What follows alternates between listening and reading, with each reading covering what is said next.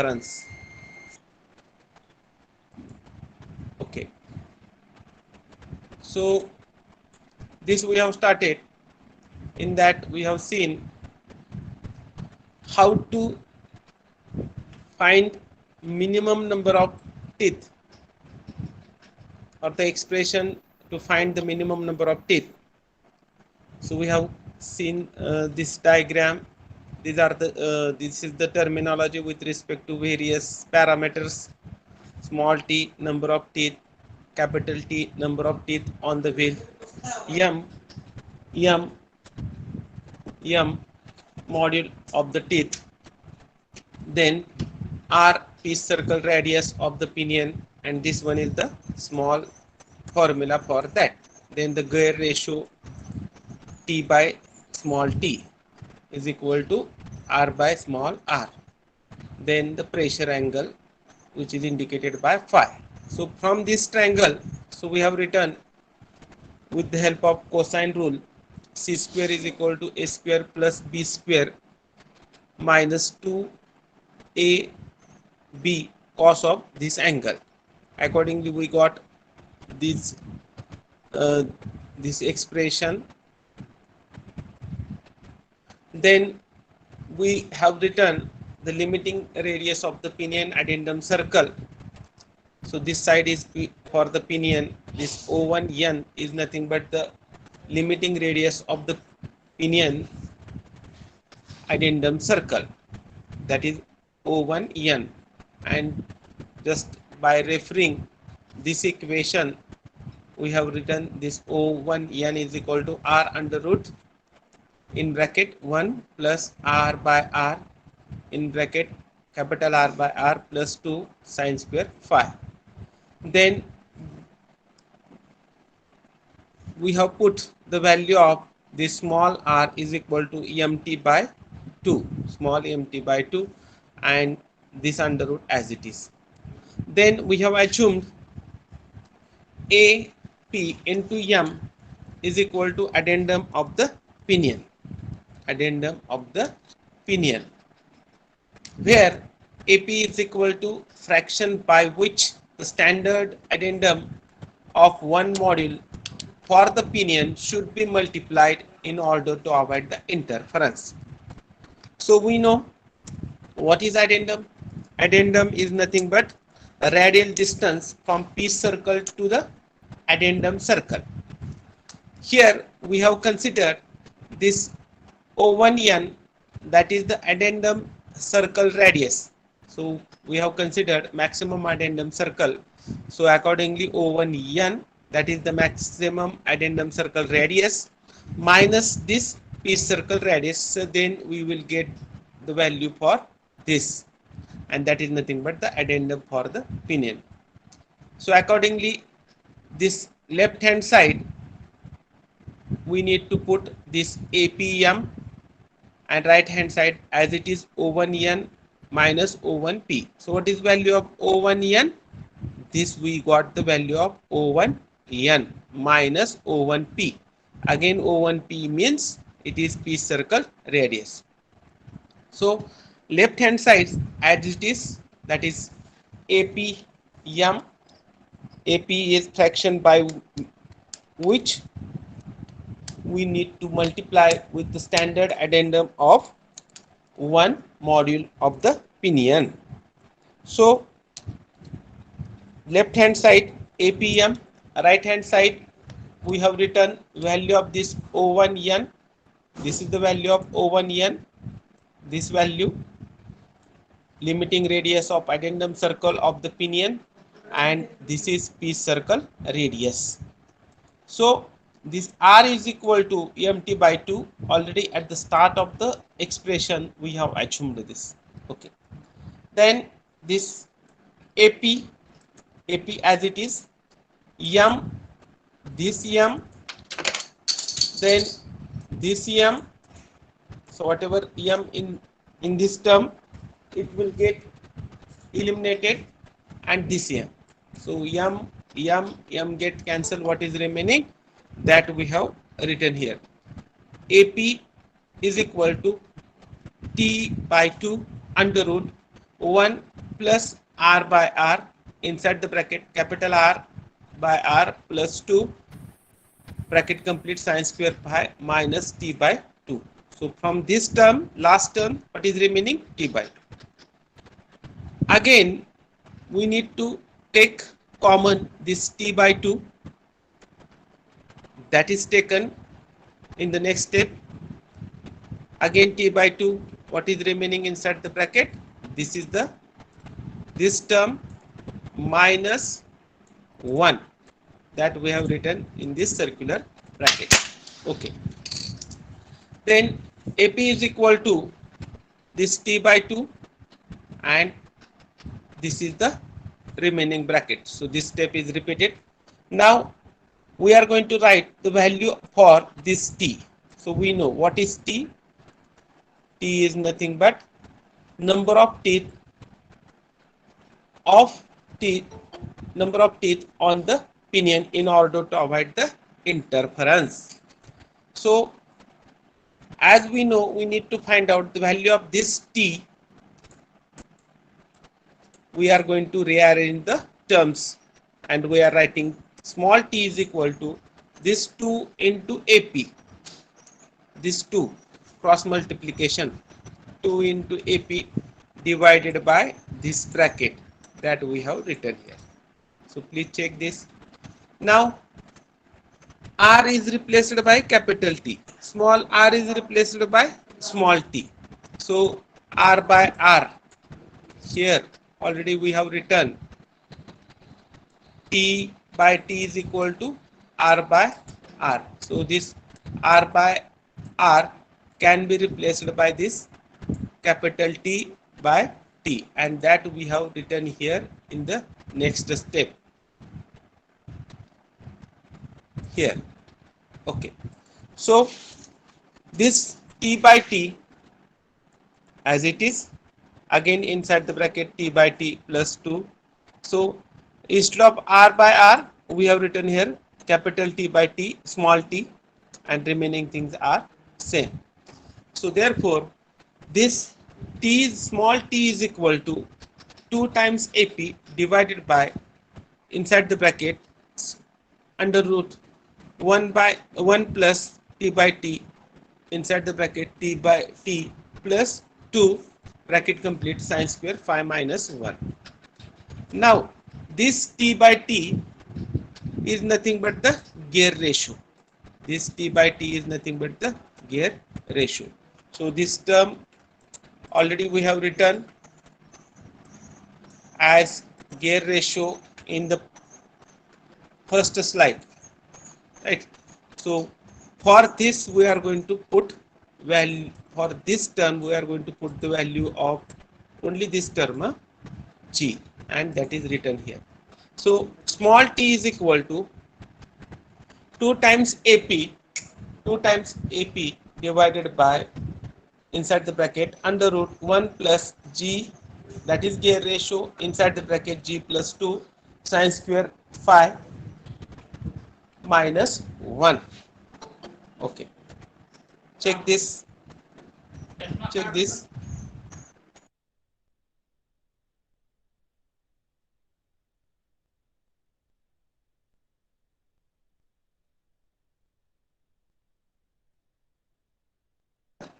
Please check this, these steps.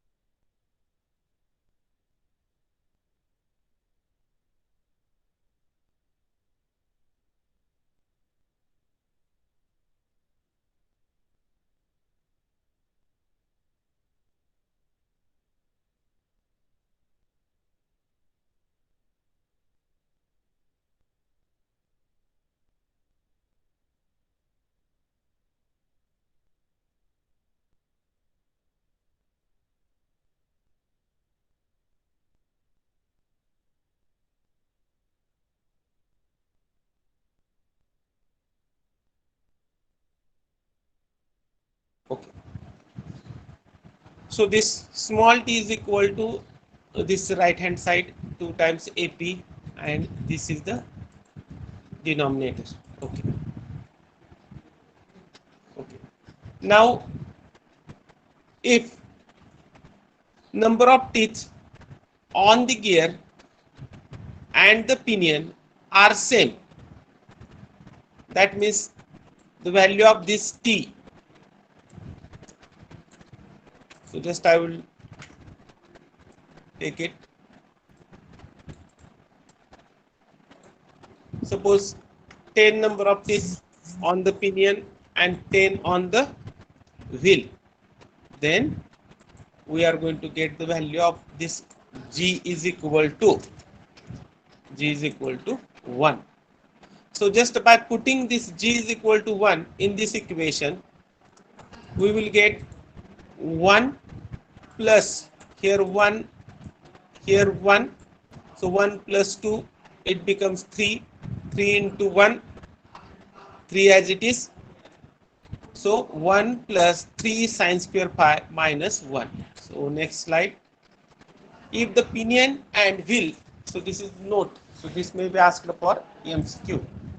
If the pinion and wheel have equal number of teeth, then G is equal to 1. So that means value of T and T is same. In that case, G is equal to 1, and we will get this expression for calculating the minimum number of teeth on the pinion in order to avoid the interference. So generally in the design, we need to find out minimum number of teeth on the pinion in order to avoid the interference. So one standard table with respect to various gear to system, it is given. So the minimum number of teeth on the pinion which will mesh with any gear, so that gear may be big wheel, rack, that is the straight gear, without interference are given in the following table. So these are the values. So for system of gear tooth having 14.5 degree composite pressure angle, so this is the pressure angle value. 12 teeth are required, so this will be asked for the MCQ. Then 20-degree full depth involute, 18 number of teeth are required. Then for 20-degree stub involute, 14 number of teeth are required. So this is related to this small t, which is required to avoid the interference. So for 14.5 degree pressure angle composite system, for 14.5, 14 and a half degree, then 20 degree, these are the values, remember. So these values we got by using this expression.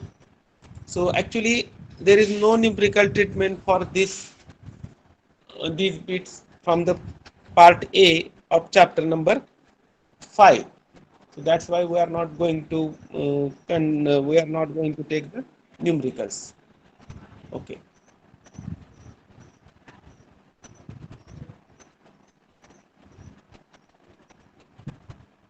This is for design related. Okay. Next. So this is about helical gear. Now this is one more bit which is remaining from the chapter number part A of unit number 5. So this is helical gear. So just the terminology is given here. So schematic diagram, these are the helix, green one, this is axis, and this angle is alpha. This one is the normal pitch. This one is the circular pitch. Now, just I will show you.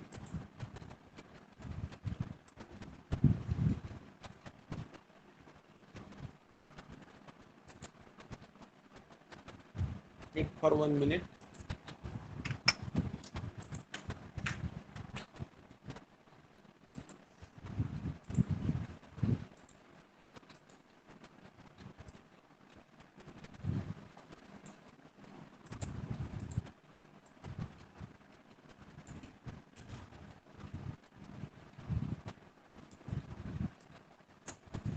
This is axis.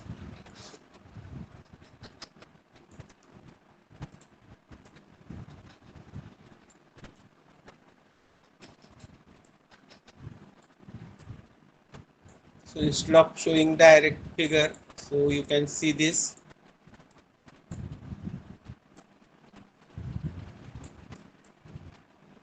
This angle is helix angle, right? Then there are two types of pitches with respect to the helical gear. This one is first, it is circular pitch. It is denoted by PC, and this one is normal pitch. This is denoted by PN. Okay. The same diagram, it was shown in the previous slide. Okay. So now we can check this. Okay. So this is the PN. This one is the alpha. This one is the PC. Okay. Now we need to see what are the various terms in this. So what is the first one? Helix angle. So this is the angle between any helix and the axial line. So this is the axial line or the axis. So this angle is nothing but the helix angle, and these lines indicating the helix. Whatever number of teeth are there, that indicate the helix edges. Okay, and this angle already I have shown in the next slide, and this one is the PN. Okay, the same diagram is drawn here. Okay, so with respect to this, we will define this two types of pitches with some enlarged view.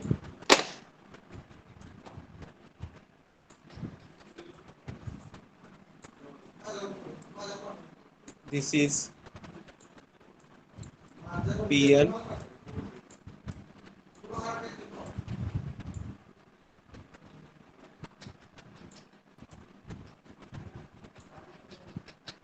This is alpha.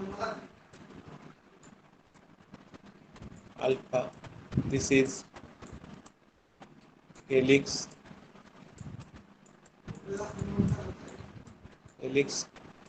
This one is another helix. Okay. Then from this point to this point, that means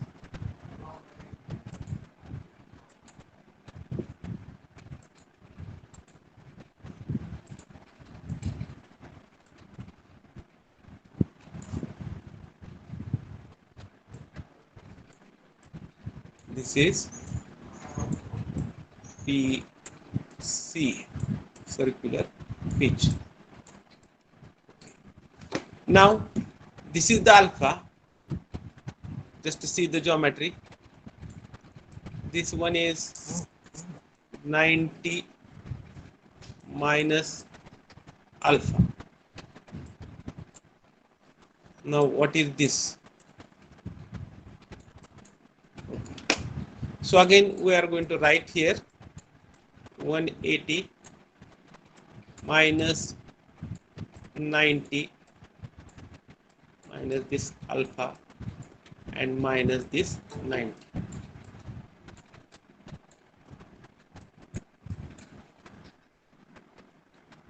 What is remaining?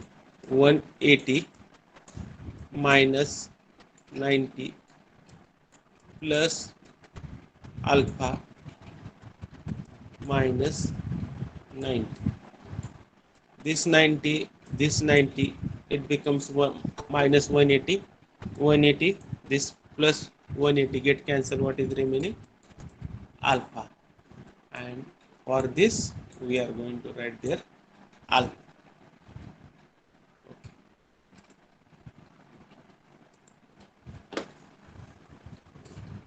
This figure.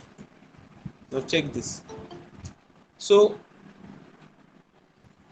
this is important while writing the explanation with respect to the helical gears. Okay. So now this alpha is nothing but helix angle. Here we have transferred, and that we have seen how this is alpha. Okay.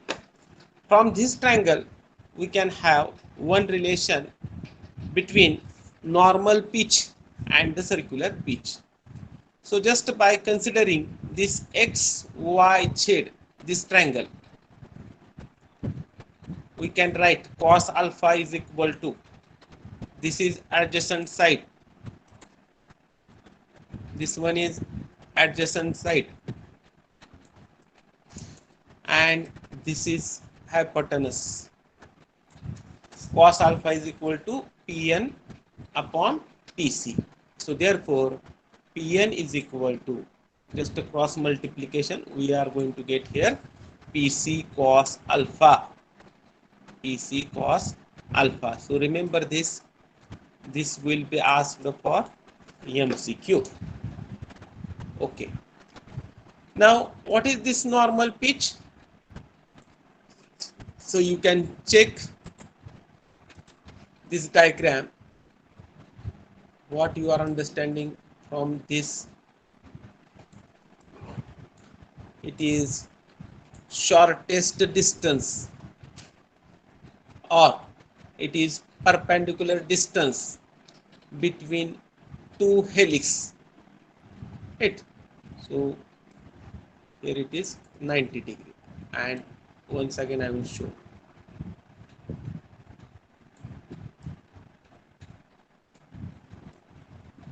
Right? So this is nothing but normal pitch. Normal pitch.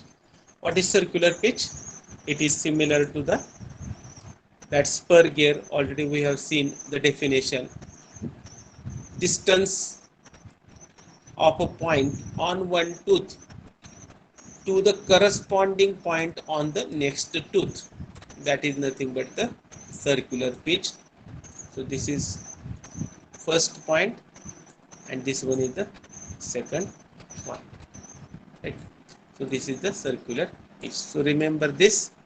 Then for the helix angle, so there are different values. It varies in the range 6 to 20 depending upon the application. So some of the notes regarding the helical gear, just you can check. Tooths cut at an angle to the axis of the shaft. Right? So already we have seen. So just I will draw once again for your understanding.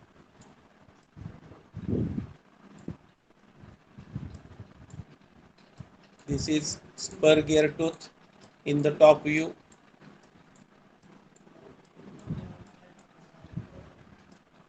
Okay. And this one for the same dimension, this is helical gear. This one is the helical gear. Now, if you are going to consider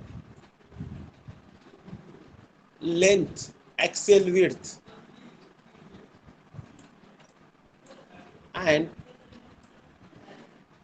this is the axial width, and this one is the width along the helix. So what you are observing here,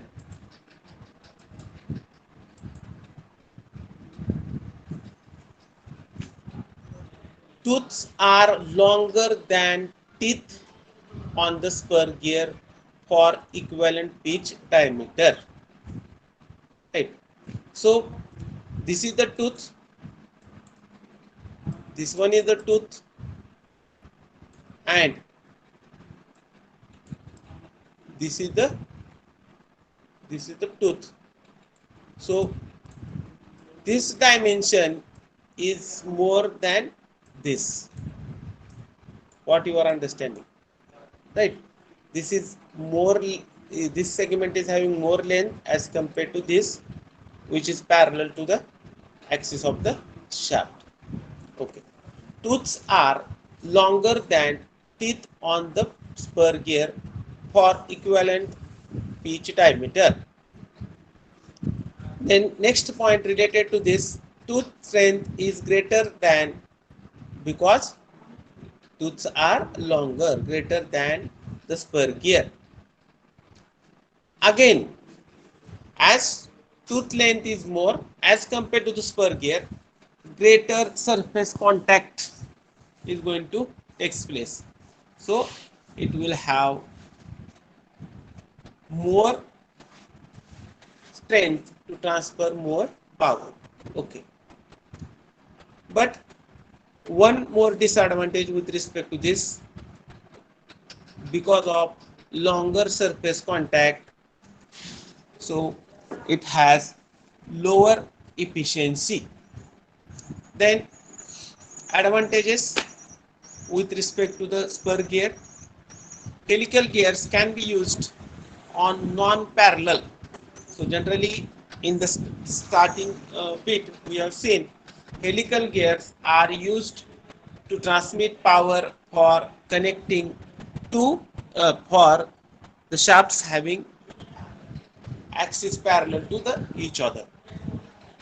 But there is one more provision, so wherein we can use these helical gears to transmit power between two non-parallel, even perpendicular shafts, just by providing assembling assembling techniques. So just we can make them or adjust the angle in a such a way that they can have they can be used to transmit the power between two non-parallel shafts. What is the disadvantage or the limitation with respect to this?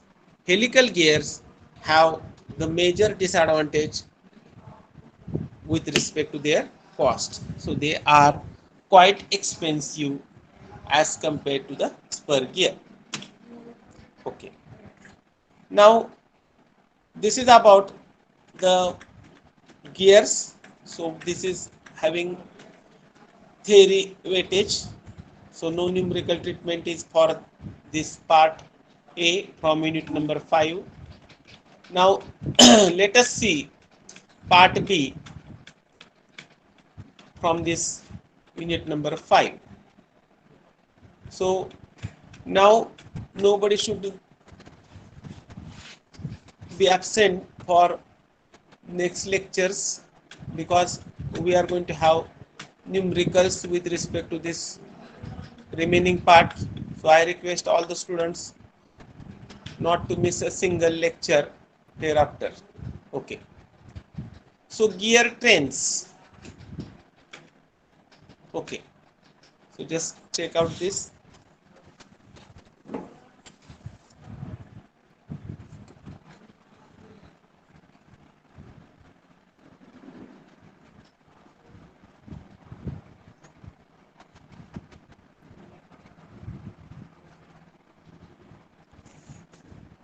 So just see this animation.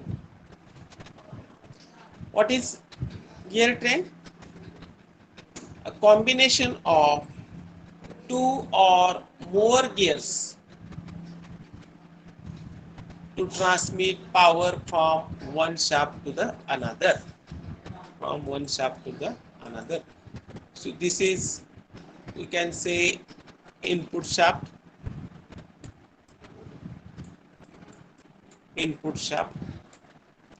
and this one is output shaft.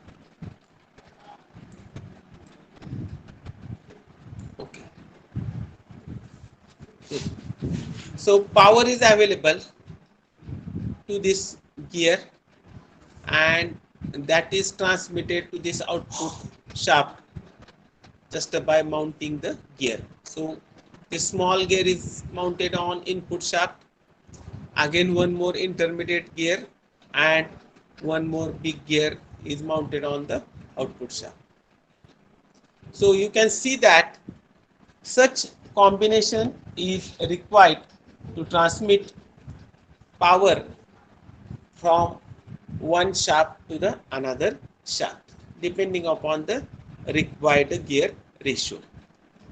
For this animation or for this particular example, you can see that number of teeth on the input gear are less as compared to the output gear. That means we can get reduction, or we are getting reduction with this combination, reduction in the speed. So for example, for 5 rotations of this input wheel, we will get 1 rotation of this output. 1 rotation of this output.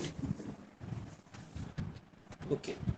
So gear train is a series of gears mounted in such a way that to transmit power from one shaft to the another shaft. Okay. So again, this is some of the aspects related to the gear train. So whatever combination of gear wheels which is employed to transmit motion from one shaft to the another. So that is nothing but the gear train. So gear train is a system to generate power and the speed. So for the automobile, there is gearbox which is used to fulfill the torque requirement based on the load. So therefore, it can have reduction in the speed. Ultimately, we can increase the torque, right? So gear trains are used to reduce the speed. Already we have seen here how speed is reduce the speed and increase the torque, and it is required to create large gear ratio. So for example, suppose this wheel is rotating with 500 rpm and this is rotating with 50 rpm. So we can get the ratio of this 10 as to 1. So what is speed ratio? Is equal to n1 upon n2. Just I will write here. I will tell definition as well. So speed of driver divided by speed of driven. So what is speed of driver? This is 500 divided by speed of driven. What is speed of driven? It is 50. So we can have 10. This ratio will be 10. So 10 as to 1, that is the speed ratio. So this much speed ratio we can get. So again, this speed ratio in terms of number of teeth we can write like this. So just I will write here this gear ratio in the previous we have seen T by T. Speed ratio I will write here N1 upon N2. Here I will write speed ratio, right? So speed ratio is equal to N1 upon N2 is equal to this capital T upon small t, or we can write these in terms of one notation. So please understand N1 upon N2, and this T, suppose I will write here N1 speed, T1 speed, sorry, number of teeth on the wheel number 1. I will write here, forget about this for time being, T2 number of teeth on this wheel and N2 speed, only you can consider 2. Then T2 number of teeth on the driven divided by T1 number of teeth on the driver. So this way we can have reduction in the speed and increase in the torque. So we can use gear trains to create large gear ratio to have large torque transmission. Okay. So there are 4 types of gear trains. So first of all, you should write definition. I request everybody to write. Right, first, gear train. Gear train. I will dictate any combination of gear wheels. Any combination of gear wheels. Gear wheels employed to transmit motion from one shaft to the another is known as gear train. Known as gear train. Is known as gear train. Next line you can write. You can write points. A system to generate power and speed. Write in short.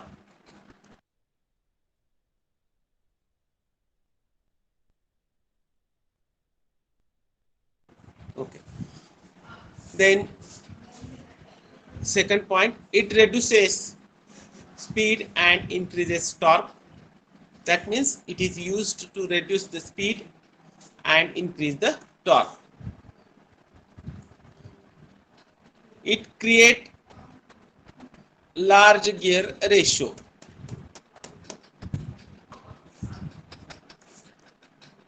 That means it is used to create large gear ratios as per the application.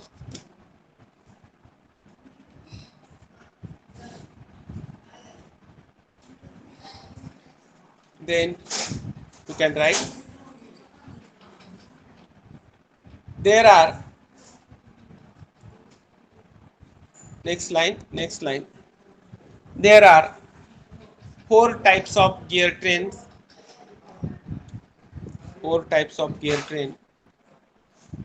First you can write simple gear train.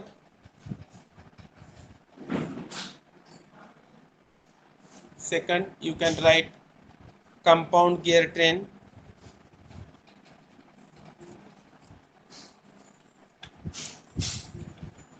Third you can write reverted gear train. Reverted gear train. And fourth you can write epicyclic gear train. epicyclic gear train. Epicyclic gear train. Then next line you can write number 1, simple gear train. So after studying these 4 types, we are going to see numericals based on these 4 types. Write down first simple gear train. Simple gear train. Now see, then I will dictate what to write. Okay. So you can see this image on the right side, right hand side.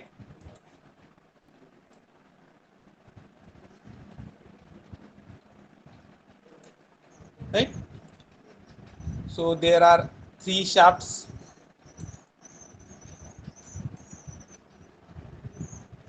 This is 1, this one is 2,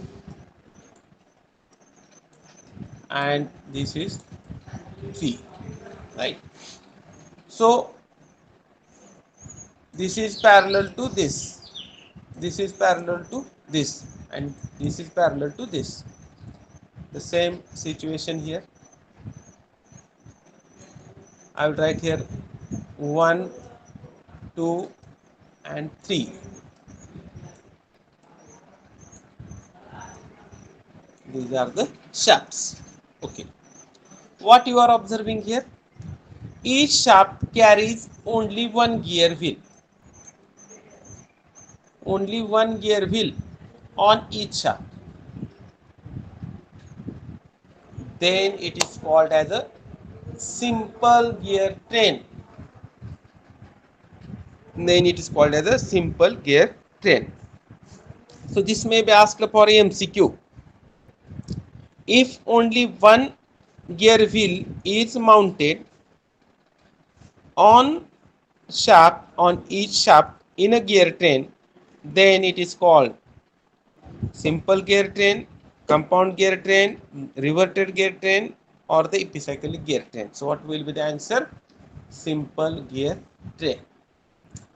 Now this one is driver and this is driven. This is driver and this one is driven, and this is intermediate gear. Intermediate gear.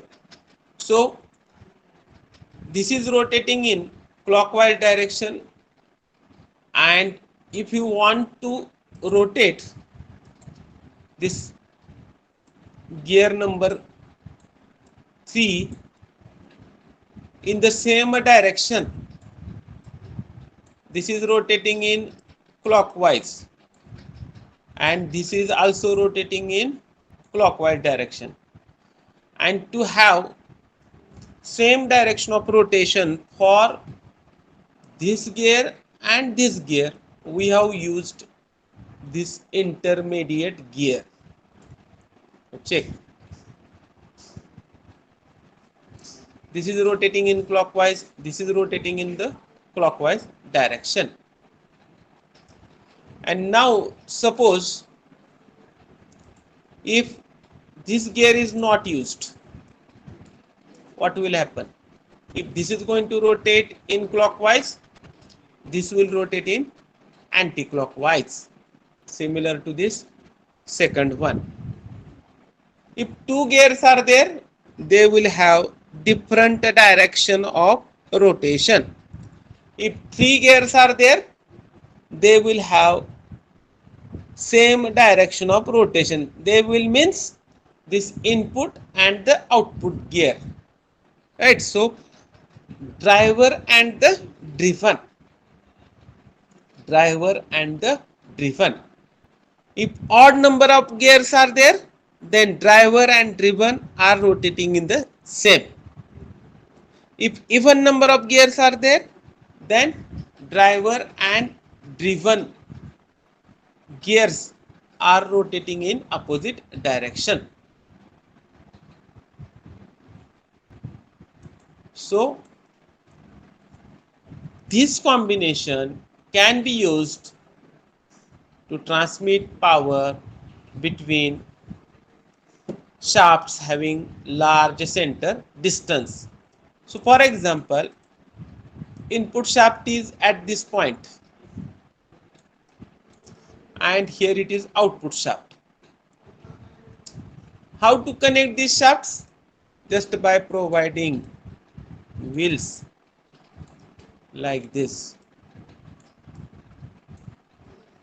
Depending upon the center distance, we can have multiple gears on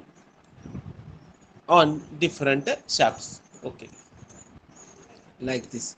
So shafts having, so this one is the output shaft, this is the input. Distance is more, we can use gears, number of gears to transmit the power. Okay, so you can write under this simple gear train. Don't take this figure. Okay, in case of simple gear train,